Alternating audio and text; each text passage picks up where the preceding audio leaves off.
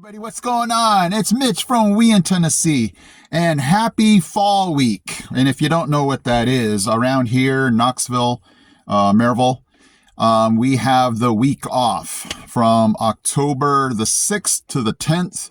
No school, so rock on. The skip in everybody's step around here has just been heightened because it's just been kind of a rough beginning of the year. I talked to lots of teachers at our school and around here, and they're like, hey, we need this break. Just kind of behavior has been a little off the charts lately. So we're just kind of trying to reel it in and give ourselves a break here. But it's just a nice break just to enjoy fall. It has been feeling a lot cooler. This morning, I actually saw my breath walking out of the house. I'm like, rock on, bring on fall. Because lately it's just still been in like the 80s. And I'm like, okay, it's October. Things need to cool down a little bit. And what's been interesting is we've been seeing, and we saw this last year, these white floaty bugs. And they seem to come out in the end of summer, early fall. And I was like, what are these things? They're floating everywhere, and you have to just be careful not to inhale one. And I looked it up, and they're called woolly aphids. And I'm like, oh man. And what's kind of nice is as soon as it gets a little bit cold, they'll just disappear. And so that's what was really nice about this morning being cold. I'm like, okay, right on. That should take care of them, and we'll see if the cool and crispness keeps them away. But what we've noticed is that they just leave this residue on your windshield. I mean, they're floating everywhere, and we're just noticing that the windshield gets really dirty because they leave this fungus residue. And so we're just constantly cleaning our windshield. So another reason why we're glad that, these bugs are going to hopefully die off with the cold. So, but anyway, it's been feeling so nice around here. Seeing all the decorations of fall and feeling just a little bit of coolness and seeing pumpkins. It just reminds us of one of the but the main reasons why we just loved being here in Tennessee as opposed to California, is just being able to feel those seasons change.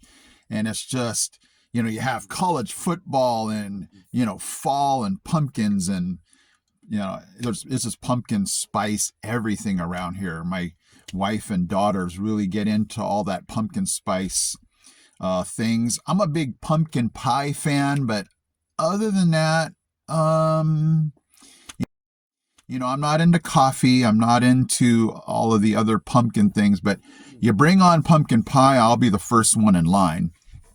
But it's just really nice to have that feel, that vibe, that fall vibe around here. So how are you guys dealing with the fall? Throw it down in the comments sections.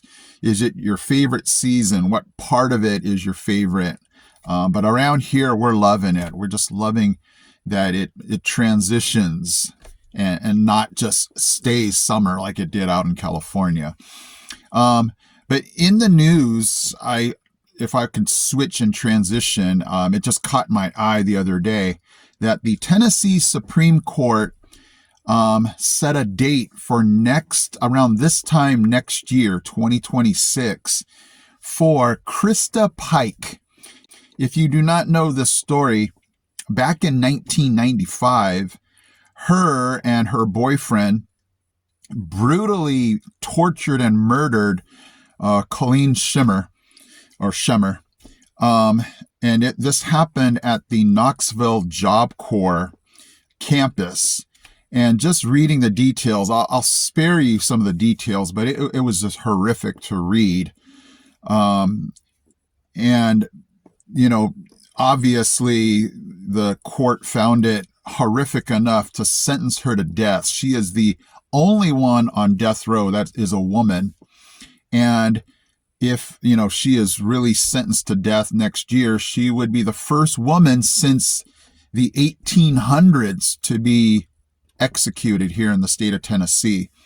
So it just got my mind rolling again about, you know, and, you know, I've always told you guys I steer away from politics here on this channel, but it's so hard to talk about things and not necessarily categorize them as politics. I consider it just life, you know.